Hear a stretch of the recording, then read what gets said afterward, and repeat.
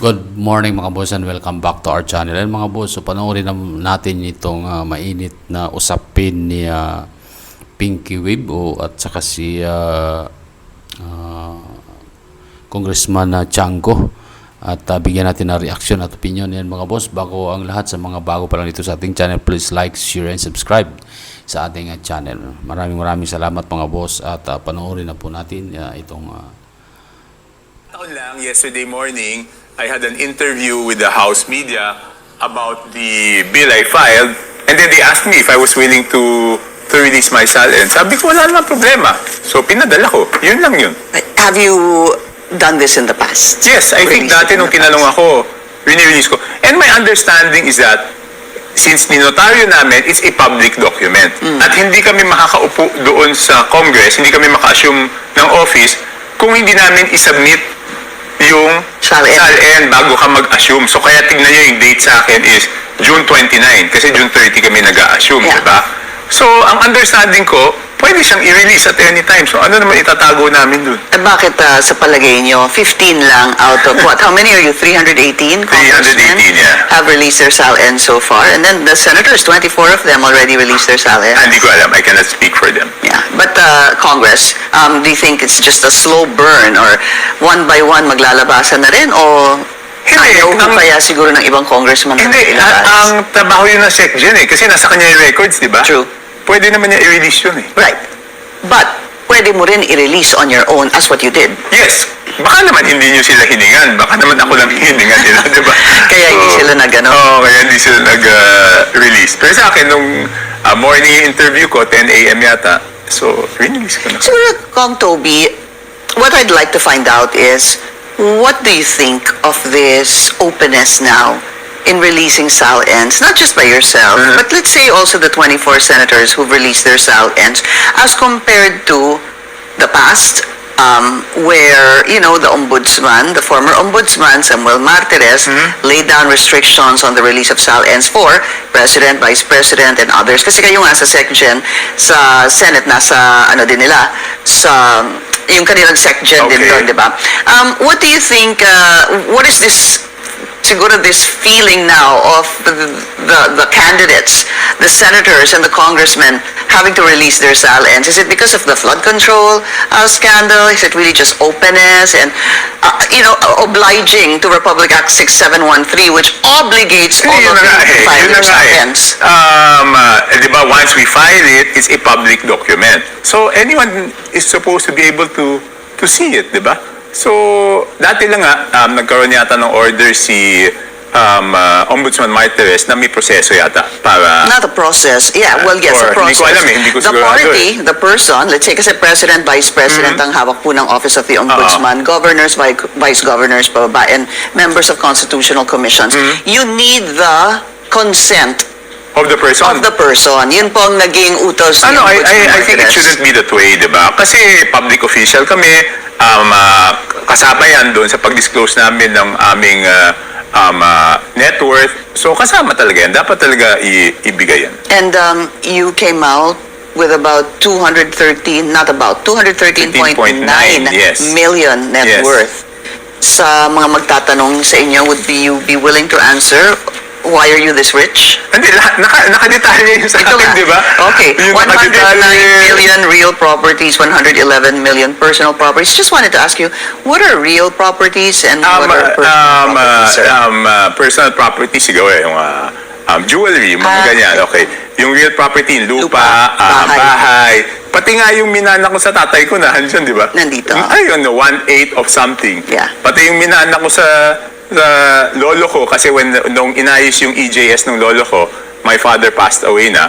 So, nadirekta sa amin. So, pati yun, kasama dyan sa SALN. So again, So, pati you yung are mga one... minana ko, nahandyan.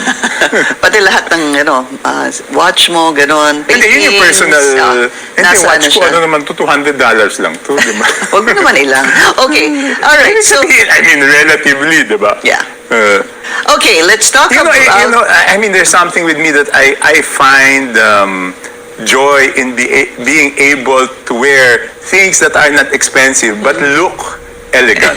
So, yan yung challenge sa akin eh. Hindi ka flashy. Hindi ka kailangan bumili ng mahal. Hindi, natutuwa ako pag nakakabili ako na mukhang mahal na hindi naman mahal. So, yun ang You find joy in that, yung no?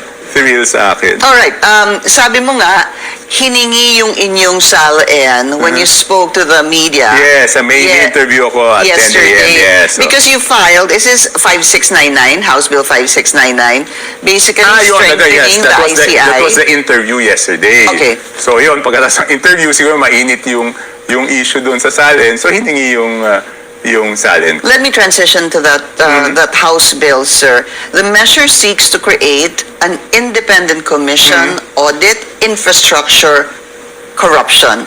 ICAIC? Kasi dapat may word na, parang kasi dito ICI, di ba? Gusto ko lagyan ng word na corruption. Eh sabi ni ChatGPT, yan daw ang Tama.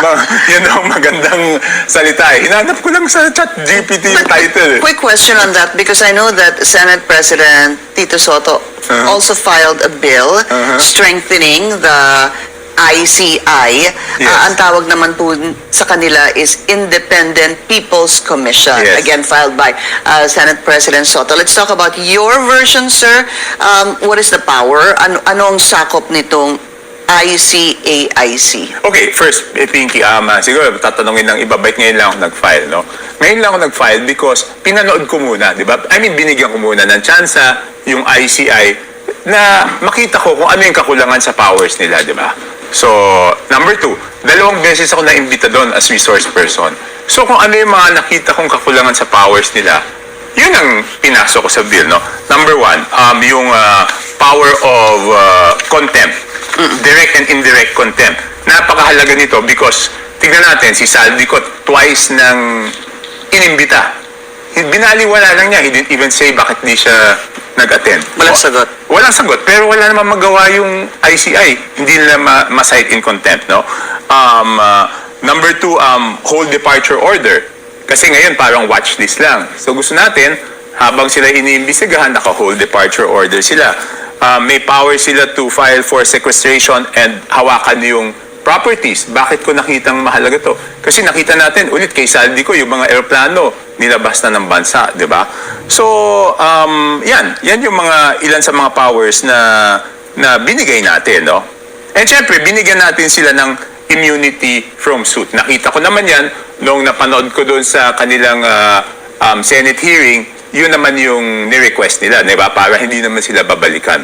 At dinagdagan pala natin ng 2 pang members, isang galing sa academe at isang galing sa reputable NGO. Let's talk about that. Sino yung 5 members nito that you suggest? Academe? No, first is yung chairman, retired Justice of the Supreme Court, licensed engineer, CPA. Meron na yan ngayon, no? Ang hindi ko lang nasulat dito, which I forgot, is maganda sana kung holdover capacity na yung 3. Di ba kasi nahandyan na silang 3. Sinimulan na nila to. So you want them to be part of this? If the bill I is want passed them to into be law? in a holdover capacity. So automatic na silang 3. Tapos dadagdagan lang na 2. Hindi ko lang nasulat sa bill eh. Pero pagdating ng committee hearing, sasabihin ko yun. Who is the 5th? Sabi mo, member of the academe and then? NGO, reputable NGO. Okay. So meron na tayong retired justice, CPA, and engineer. Engineer, yeah. And then Silang 3 na yun, ha? Yeah. My proposal is to leave them. Judge Reyes.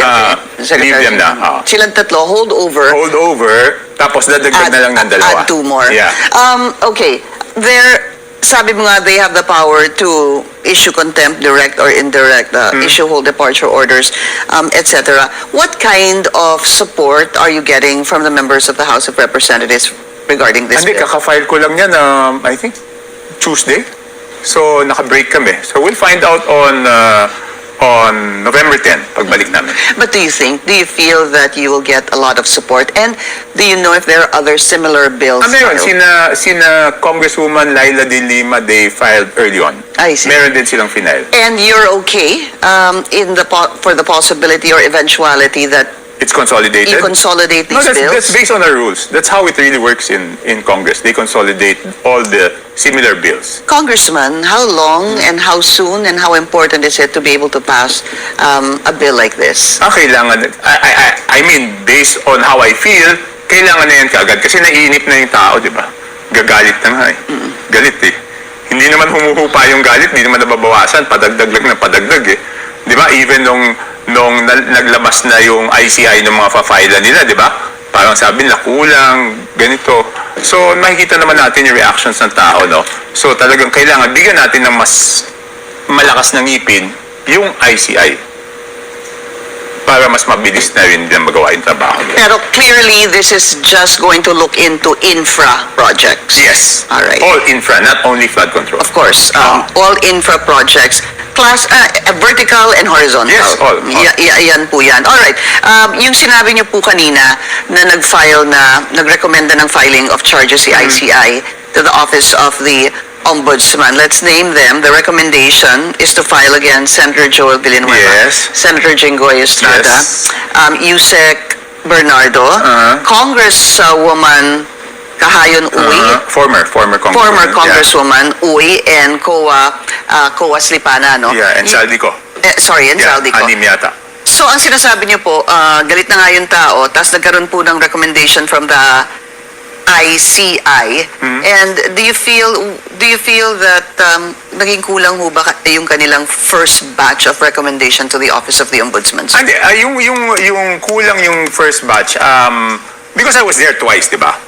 Doon sa pag-question nila, makikita mo talaga kung gano'ng kaingat, gano'ng kadetalyado yung mga tanong nila para ma-file nila yung malakas na kaso. Kasi I was there twice eh. Talaga yung mga tanong nila talagang mabusisi at detalyado. Hindi basta tanong, paano nagkaganito. So, detalyado talaga. Ang problema kasi dyan mga boss, hindi nila live. Yun yung reklamo ng mga sambayanan. So, dapat yan mga ganyan. Gaya ng Senate Blue Ribbon Committee, nila live yung hearing. Paano ngayon malalaman ng tao na private lang, kumbaga sila lang nag-uusap, 'di ba? Hindi ano, at saka isa pa din mga boss. Tama 'yun na pinailan nagdagdag si Chanco ng mga ano para sa ICI na lagyan ng pangil. Tama naman 'yun. Kaya lang ang problema din talaga diyan mga boss yung implementation ng batas sa dami-daming batas natin dito sa Pilipinas. Mahina yung aksyon sa implementation. Yun din talaga yung problema dito sa bansa natin mga boss. Yan mga boss, may mga opinion kayo dyan. Yan, please paki-comment dyan sa baba at paki-like, share and subscribe din sa ating channel. Ayan mga boss, maraming salamat. Hanggang sa muli.